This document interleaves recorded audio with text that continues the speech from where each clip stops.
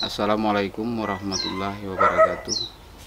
Jadi kami mengucapkan ribuan terima kasih ya atas kedatangan Rahdi dengan Apen jadi ke rumah kami ini. Jadi mungkin penyambutan kami, pelayanan kami, penempatan kami kurang begitu layak. Jadi sekali lagi kami mohon maaf sekeluarga. Dan juga aku juga mewakili segenap warga Desa Rangsapat sepintas ataupun segelintir yang dapat kusampaikan dalam penyampaian itu nanti mungkin dulu kurang tepat. Jadi sebelumnya saya mohon maaf yang sebesar-besarnya. Pertama, kami di Rangsapat ini ditunjuk kepala desa sebagai pemegang adat, yaitu Sakunam. Terus lagi kami juga diusulkan oleh kepala desa menjadi anggota BMA di Kecamatan Lubuk Sandi, Kabupaten Seluma. Alhamdulillah, amanah yang kami pegang itu sampai sekarang berjalan dengan baik.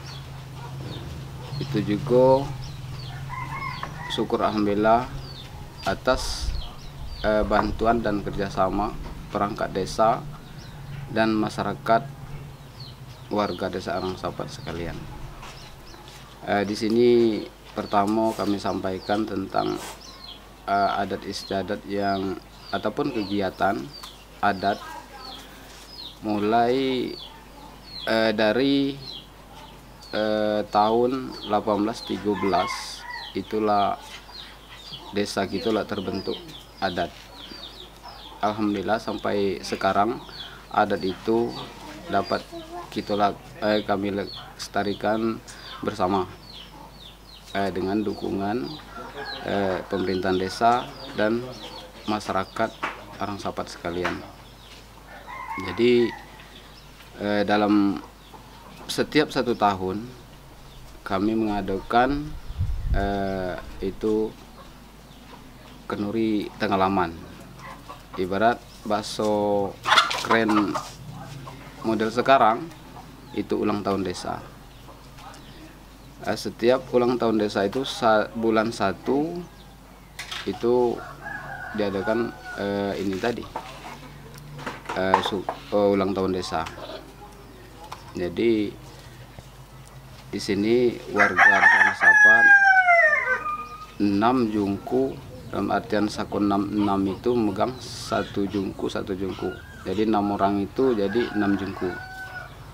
Di situ melalui rapat musyawarah setiap tahun diadakan sebelum kita ulang tahun desa itu disampaikan oleh Sakunam 6 orang itu ke anak buah masing-masing.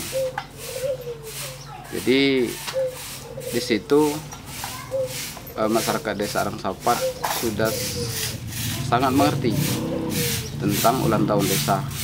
Jadi ulang tahun desa itu secara kebersamaan, gotong royong. Juga kepala desa terus memantau tentang kegiatan adat desa kita semoga tetap dilestarikan sampai ke anak cucu kita nanti. Dan tentang adat, hukum adat yang telah kita lakukan di desa kita dari dulu, seperti di dalam desa kita ini ada yang melanggar susila. Melanggar susila itu diadakan dendo adat, dinikahkan yang pertama kali, mensucikan Desa Rangsapat ini, terus diadakan jamuan, itu didendo oleh adat. Jadi alhamdulillah kendala-kendala selama kita bergerak ataupun kita jalankan dari nenek moyang kita dulu sampai sekarang, alhamdulillah itu sudah memahami semua. Terus juga setiap hari besar seperti Lebaran itu diadakan juga kegiatan sekujang. Jadi kegiatan sekujang itu yang pertama itu dari pemuda laki-laki ataupun perempuan 40-40, yang 40 laki-laki pemuda, yang 40 lagi pemudi. Terus diiringi dengan warga desa Ngarasapat dan perangkat desa, juga ada juga cerdik pandai kaum ulamanya. Terus itu dari nenek moyang kita dulu itu kita jaga bersama.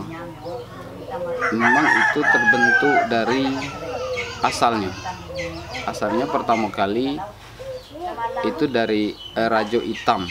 Rajo Itam ini minta karena ada satu pohon kayu tersebut dinamakan kayu Keluntum Sakti.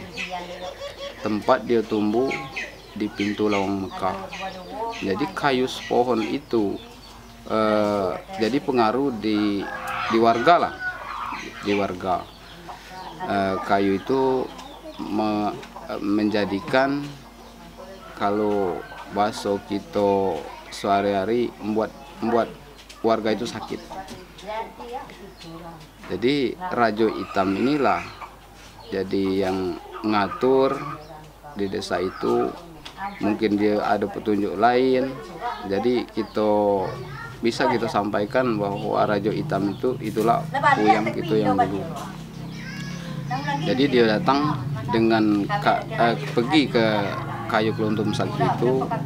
Sewaktu itu kayu itu bisa ngomong sama dengan kita manusia hidup. Jadi Rajo Itam itu nyampaikan, kayu Keluntum Sakti kamu akan kami tebang. Terus kayu Keluntum Sakti juga berbicara, silakan. Itu jawaban dari kayu Keluntum Sakti. Tapi dengan satu syarat, kalau sekarang saya tidak bisa, karena saya tidak mau jatuh ke tanah. Jadi si Rajo Itam tadi ngomong lagi, kenapa nggak bisa jatuh ke tanah? Saya nggak bisa jatuh ke tanah, saya tidak bisa rubuh. Itu jawaban kayu Keluntum Sakti. Terus diulang-ulang sampai ke 7 kali.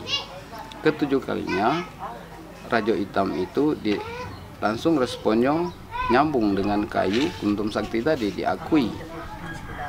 Tapi dengan satu syarat permintaan, nyomohon dengan Rajo Itam itu minta bujang 40, ini gadis 40 untuk pelapiak kapan dia rubuh waktu ditebang. Jadi Rajo Itam tuh nyanggupi permintaan itu. Langsung pergi Rajo Itam ini pulang kan, dikumpulkan. Permintaan Rajo Itam itu dengan kepala desa sewaktu itu kan terpati kalau kita baso-baso dulu.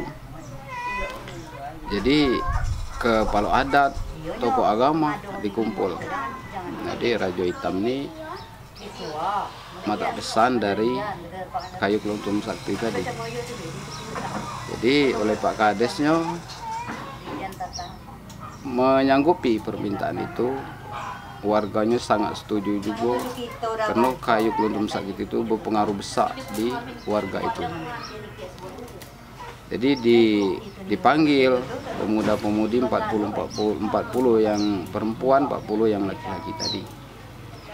Nah, di situ ada permintaan oleh pemuda dan pemudi itu. Satu laki-laki, satu juga perempuan. Itu mewakili yang 39 perempuan tadi, yang laki-laki 39, yang lanang tadi, satu ketua dalam 2 rombongan itu, satu ketuanya. Nah, jadi di situ mengajukan pendapat kepada Rajo Itam tadi. Pertama yang pemudi, kami siap untuk pelapiak, kalau kata dulu, untuk pelapiak kayu keluntum sakti itu setelah ditebang nanti rubuh. Juga yang laki-laki tadi sama permintaan ke Raja Hitam tadi. Tapi satu lagi minta yang perempuan, yang ini tadi, pemudi tadi, kami mohon, katakan, kami minta kapur siri, sikat bedak dengan cermin. Jadi ditanya oleh Raja Hitam, kenapa minta itu kapur siri, kami tidak beguri, bedak cermin itu kami tidak berhias. Jadi itu dipenuhi oleh Raja Hitam. Jadi Raja Hitam ini dua beban, satu permintaan kayu keluntum sakti, yang kedua permintaan pemuda dan pemudi tadi. Nah di situ Pak Kades juga menyampaikan, inilah ketua bujang, inilah ketua gadis. Jadi juga kaum ulama menyampaikan itu. Jadi lah sepakat warga itu, pemerintahnya lah sepakat. Jadi minta lagi yang laki-laki tadi. Kami minta tolong buat siring. Buat siring, nanti setelah kayu itu rubuh ditebang, kami kan tidak mati. Kami di dalam siring. 3 beban Raja Hitam. Jadi Raja Hitam nyanggupi kalau permintaan itu, permintaan kayu keluntum sakti disanggupi, permintaan pemuda-pemudi disanggupi. Nah pergi lagi Raja Hitam langsung bikin siring panjang. Selesai siring dipanggil. Nah siring nggak selesai. Jadi terus ini siring selesai dipanggil lagi. Ada permintaan lagi. Ini tadi yang laki-laki. Kami minta ditutup dengan selendang merah. Jadi si Raja Hitam ini kan ide pernah membantah. Dengan sekejap Raja Hitam itu dapat selendang merah. Ditutup sepanjang siring, gadis 40 bujang 40 ditutup dengan selendang merah. Terusnya datang lagi ngadap ke kayu keluntum sakti. Nah kayu keluntum sakti permintaan laku penuhi. Hari ini kayu keluntum sakti akan ku robohkan. Jawab kayu keluntum sakti, silakan. Tapi kapan kamu dapat itu aku bisa rubuh. Kalau itu tidak dapat dengan kamu, maka aku tidak akan rubuh sampai dunia akhir zaman. Ditanya lagi oleh ini si Raja Hitam, itu benda itu apa? Untuk apa? Nah ini minta carikan satu pohon kayu, namanya kayu batu tupai beradu. Kalau tidak ada kayu itu, dia tidak akan rubuh. Dengan keajaiban Maha Kuasa, berdasarkan kayu itu yang menjadikan sakit warga tadi,